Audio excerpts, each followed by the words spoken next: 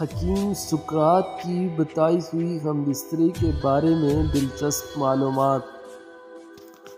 Number 1، عورت کو مچھلی کھلا کر مباشرت کرو، فارغ نہیں ہونے دے گی۔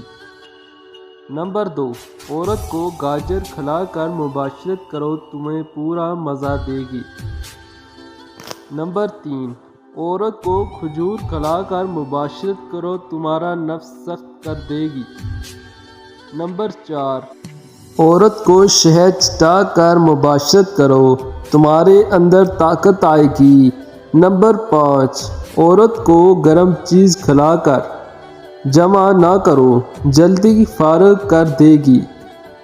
نمبر 6، عورت کو چاول کھلا کر جمع کرو، تمہیں کمزور نہیں ہونے دے گی۔ نمبر 7، عورت کو چنے کھلا کر جمع کرو تو تمہارا پانی گاڑھا آئے گا۔ نمبر 8، عورت کو سرسوں کے تیل سے جمع کرو تو تمہارا نفس کبھی کمزور اور بوڑھا نہیں ہوگا۔ نمبر 9، عورت کو ہر 3 دن بعد کرنا صحت کے لیے اچھا ہوتا ہے۔ نمبر 10، عورت کو روز مباشرت کرنے سے صحت کی تباہی ہے۔ نمبر 11، عورت کا لعاب منہ میں لینے سے صحت برباد ہوتی ہے۔ نمبر 12، عورت کو چومنے سے قوت باہ میں کافی اضافہ ہوتا ہے۔ نمبر 13، عورت کو زیادہ چومنے سے عورت مرد سے خوش ہوتی ہے۔